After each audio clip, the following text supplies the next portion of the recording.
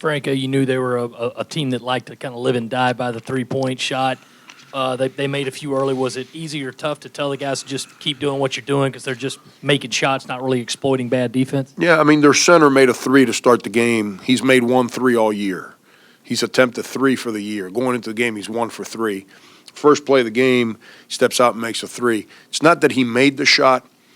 It was what it told me about Limonis' frame of mind going into the game. You know, when Limonis is not sharp, he plays a one-man zone. He just stands in the paint and won't come out and defend. So that told me right off the bat he was probably not going to have a good game, which was what happened. Limonis wasn't very good today.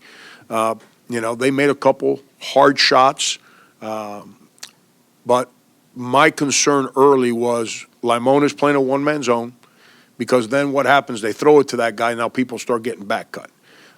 And then number two, our on-ball defense to start, we were getting beat off the dribble, and that can't happen. But we, you know, the old guys, you know, Chris, for a young kid, played with unbelievable enthusiasm and energy.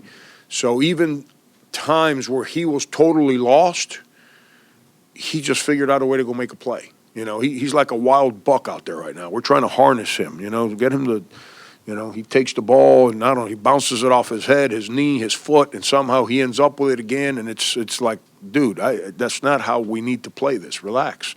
But when he plays with so much enthusiasm, he makes good things happen. Frank, your three-point shooting really opened up in the second half. Was that something that you told them to do at halftime, or just how the game developed? We just didn't turn it over, Dave. I don't mean to be boring. We just didn't turn it over. We actually passed it to the guy that had the same color jersey as us, and we made a next pass, and we caught it. And, you know, Darius made a couple, Michael made some, Dwayne made one.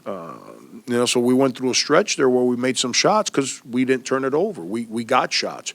We actually, you know, Mendogas got on that offensive glass. Chris got on the offensive glass, got us extra possessions, and that's a big part of what we try to do.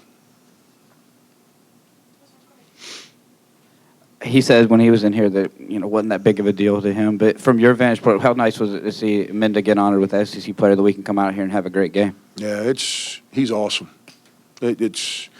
I told him on the bench at the end of the game, I said, Menda, you come out here every single day. You don't take a play off. You go head-to-head against every 260-pound guy that's lined up for the other team for 4 years.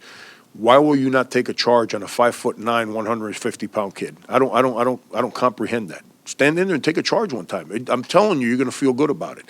And but he's such an awesome person. You know, when he was a freshman, he wasn't ready for SEC basketball, and we really didn't have much help for him to teach him.